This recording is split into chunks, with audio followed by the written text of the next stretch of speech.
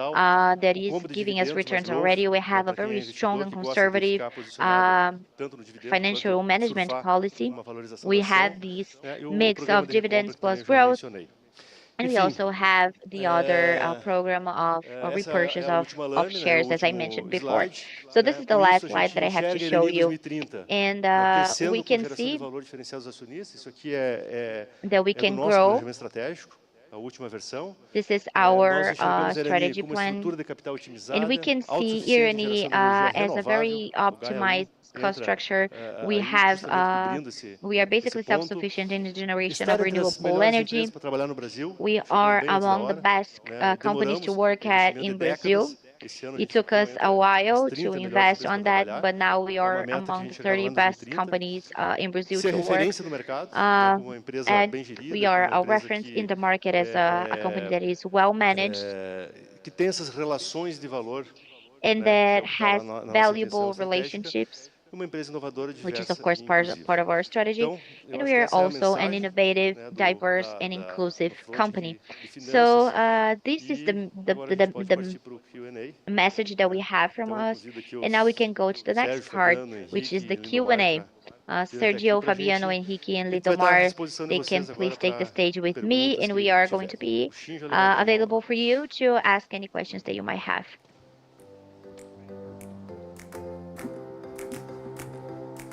Muito bem.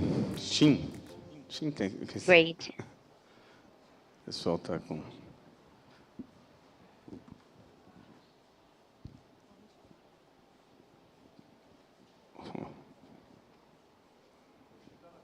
Acho que o Shin está na frente. Você podia passar ele para trás, por favor? Isso. I guess, Shin, if you could go back there, please. Só lembrando, viu, Shin, antes de você falar, turma do online, aí que vai ter a perguntinha do quiz. And of course, we are going to have the online Q&A as well. And also, for all of you guys who are online, there's going to be a poll for you to answer to later, okay? Well, congratulations for your presentation with so much content. We had the presence of even people from the board. It was a great presentation. And I would like to try and understand, how do you link this strategy, because you have long-term goals, but you also have incentives to your executives, right? So in general, everything needs to be linked and connected to a financial perspective of the executives. So I would like to try and understand how you do that between, the long-term goals and the incentives or the rewards that you give to your team. Boa pergunta. Eu acho que isso Okay, this is a good question. Nós temos programa de remuneração variável em várias frentes. We actually have a variable remuneration program that is in different fronts. So we have the short-term program, which is the bonuses that we pay for our executives, coordinators, managers, and directors.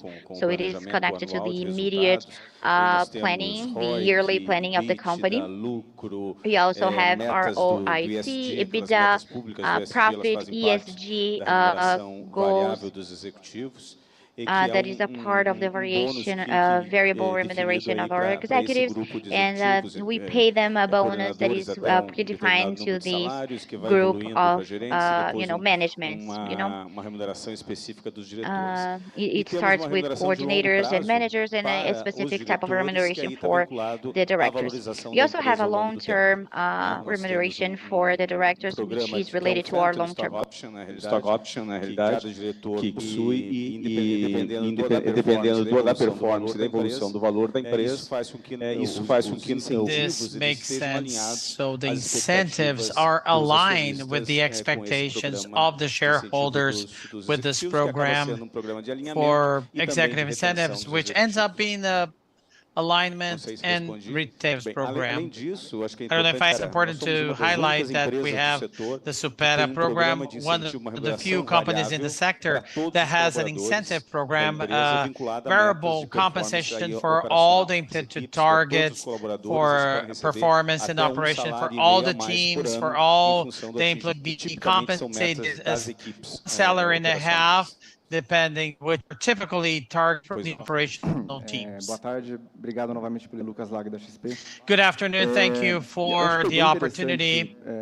I think it's very interesting, Odivan, the return on the invested capital, what you commented in the end, the higher the spread, the capital cost, you maximize with growth, you maximize that allocated capital versus when we compare the ROIC of Irani with their peers in the sector, although they have a different position in the chain, more relevance in cardboard and flexible papers, think of the business paper. This ROIC is higher when we compare to other players. Now we're getting to the end of the investments allocated in the Gaia platform. I would like to discuss a little more the opportunities of capital allocation, looking at the future, especially breaking how you analyze this combination of growth, potential growth, with potential return on capital costs in the packaging and paper segment, thinking of flexible papers and verticalizing the segment with all the challenges that you have with the capillarity and regionalization of the sector. And thinking of cardboard paper, geographic diversification in Brazil, going to the Northeast, or and if you don't have capital allocation, if the dividend, maybe the focus of the company after this expansion process that we see coming to an end with Gaia. It's a broad question, but trying to address the opportunities of capital allocation, especially on this combination of return and growth. Actually, we are a company focused on growth.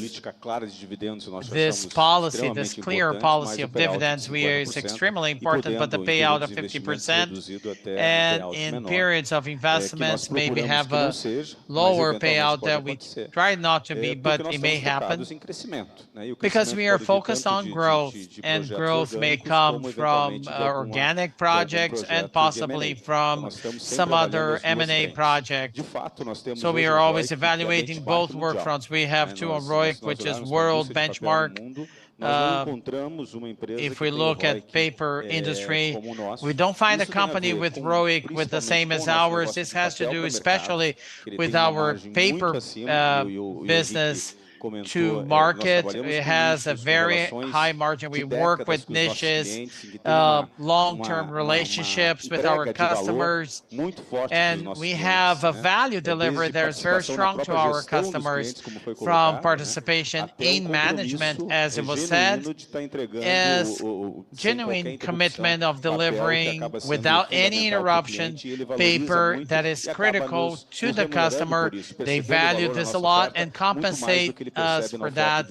Our value proposition is much more value than our competitors. So we have a return on invested capital that's very interesting for the future. Obviously, we're going to be looking at investment from investment and the return. But the maintenance of ROIC at this level on cardboard paper is much more difficult.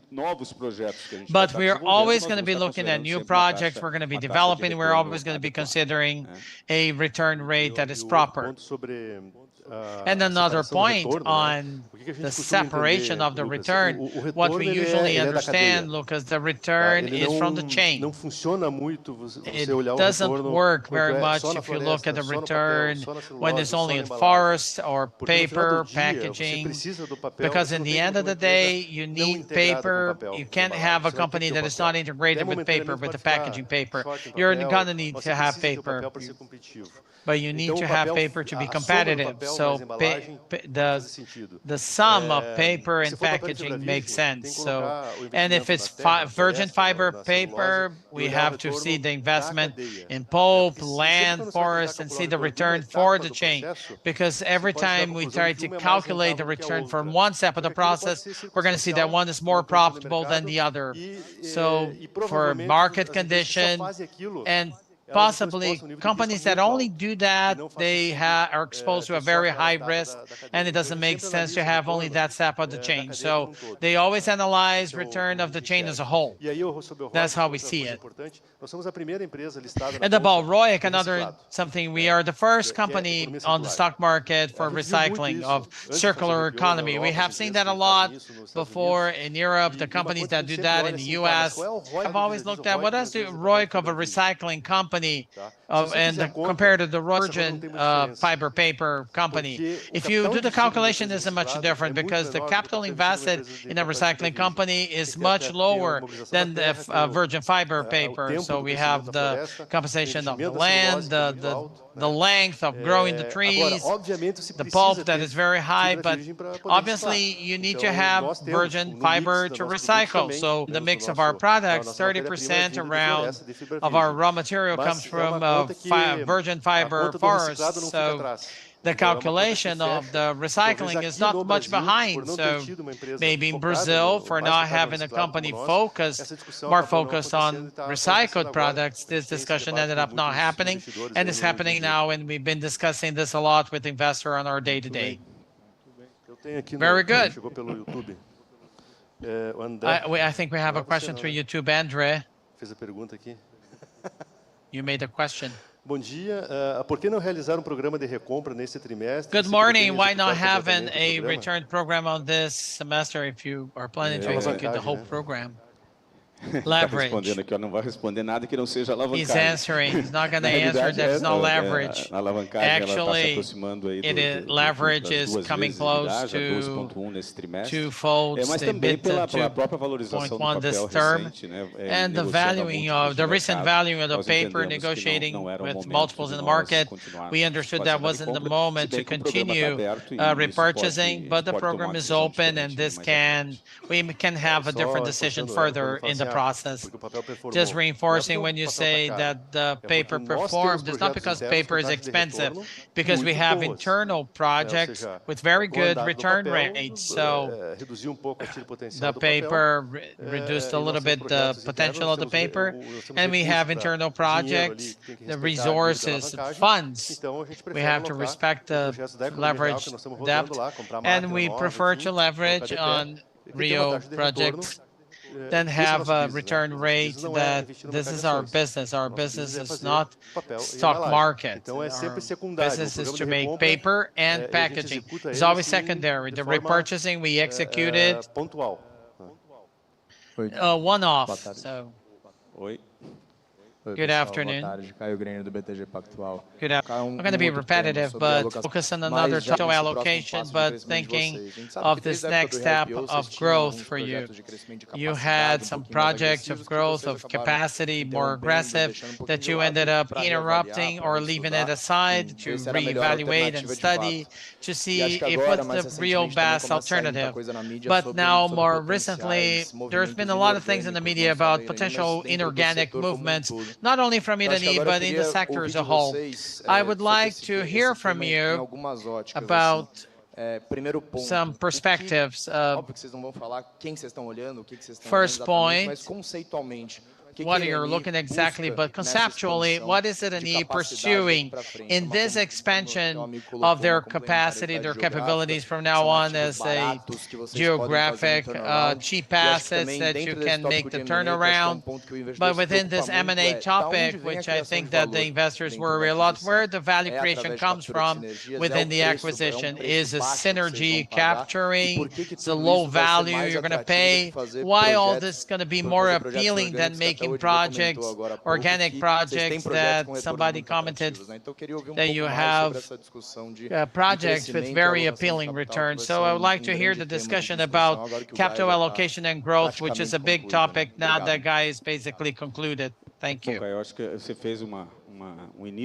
You made the start of the reflection over this. It's difficult because the sector requires more consolidation. When we compare the Brazilian market to other markets, especially in the US, the level of consolidation is much higher. And actually, there has been happening this consolidation, relatively small, but if we look in 15 years, you have around the 10 major companies, progress of 10%. So there's been a consolidation, decisions that recently happened. But it's not a simple topic Value generation through acquisition depends on opportunity, company, moment, and the price. So we have to be evaluating very carefully. We are in an intensive capital company, so acquiring a company that have assets that are depreciated, if it's not well pricified, we're going to have investment, significant investments in the company, and energy invested in this acquisition that many times is not proportional to the acquisition you're making. So we like the organic growth, but we know the limitation of this growth to take leaps that are relevant in the sector. That's why we look, there are good companies in the market. It's not that they don't exist, but there are not many. So these fewer companies in the market, many times they're not willing to be part of a process of association with another company. We look, we evaluate all the opportunities that come up, but obviously in some cases we prepare some composition as long as it makes sense in value generation and results, and after the acquisition. Recently, we had an acquisition that was extremely didactic to us of the difficulties of the process of acquiring our sector. Assets that many times are depreciated, commercial practices that are very different from ours. So imagine that you're going to acquire market share, but you're going to, the competitor, their practices are very different, or the portfolio, so the acquisition process is complex. There are companies that are more focused on this process. Smurfit, for example, grew a lot, and it has very high competence. We understand that we are a consolidating platform in Brazil, but we are only going to make advances via M&A if we have the conviction of the value generated by that acquisition. But organic growth, this we are going to make with technology, last generation technology, with clear gains, because our sector, technology makes a major difference. We are focused on sustainability. When you replace an old machine by a new machine, there's nothing more sustainable than that in terms of use of resources, productivity. So the focus on organic growth ends up being a much more solid pathway, more difficult, but in the long run, the benefits are much better than M&A. But M&A is not discarded, because when we're dealing with good companies and we have clarity in the value generation that's going to happen. One more question here. I think muted, maybe.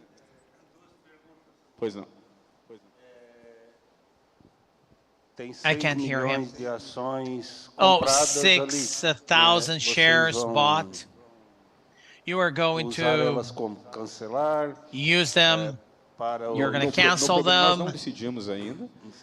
We haven't decided yet. It's a decision from the executive board, the management. But in the prior program, we concluded we canceled the shares.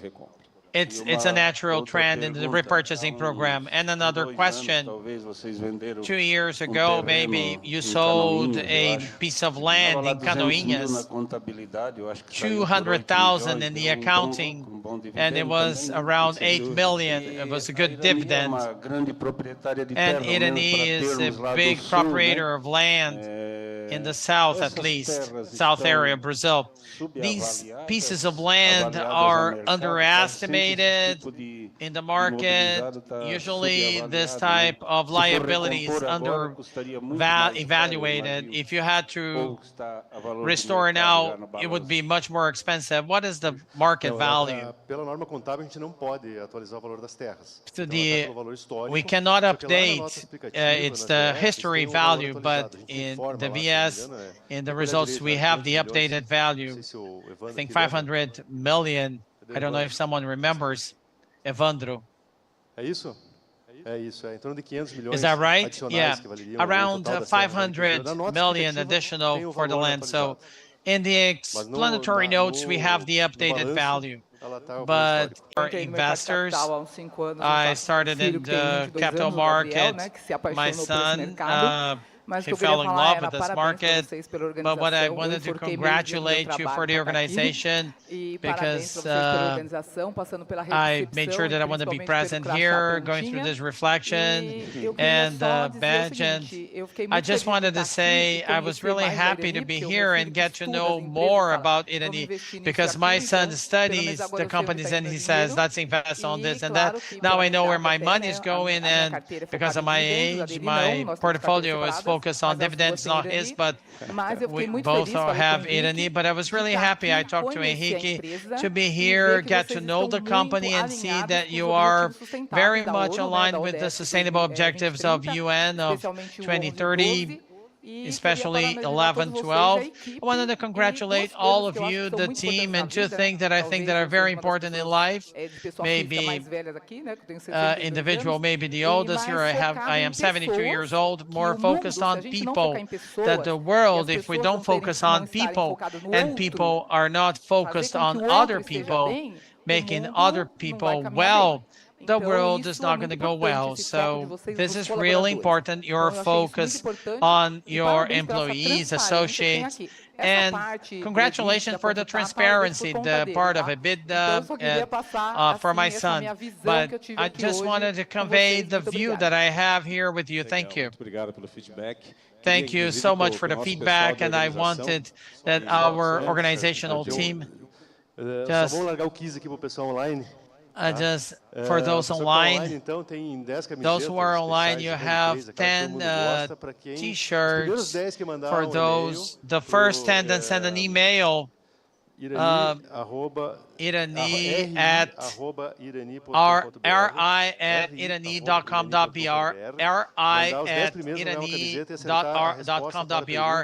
If you get the answer right to the question, how many hectares Irani has for forests of high conservation value in the state of Santa Catarina?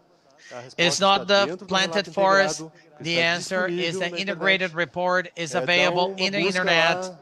Just search Control F, you'll find it soon.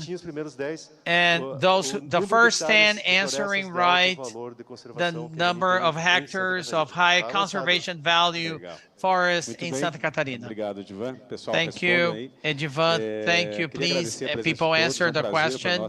I'd like to thank you, the presence of all of you here. Again, we are very happy with the recent trajectory of the company, with the response from the market in regard to the work we're doing. The performance of shares, although it's a number, as it was said, for us, is a round of applause to our work. Thank you so much for your presence and attendance. And we always commit with a lot of work, a lot of passion in everything we do. Irani is a human, maybe one of the most human companies. We participated of the research, humanized. We are not, because of indicators, we're not the most made because of projects, of financial results. They are consequence of a highly committed team that has the heart in everything they do, and this makes us so different. That's why I believe in our future and our growth. Irani is one of the biggest potentials in Brazil in terms of growth in the next few years, I can assure to you. Using organic growth projects, M&A, or any other growth avenues that may arise. There's definitely going to be a lot of willingness and work for us to do. And thank you very much for investing on our company. Keep on investing and betting on us, because we are going to make it worth your while. So now I would like to thank all of the organizers of the event. Please, yes, people usually are so afraid of going up the stage. So please, guys, all the collaborators, come on, come here. Yes, just for the you guys online, yes, please look at our faces. You know, sometimes the name Irani is kind of distracting, but please come here and get to know a little bit of our faces, get to know our team. And everybody online, you are dismissed. Thank you very much for your participation. And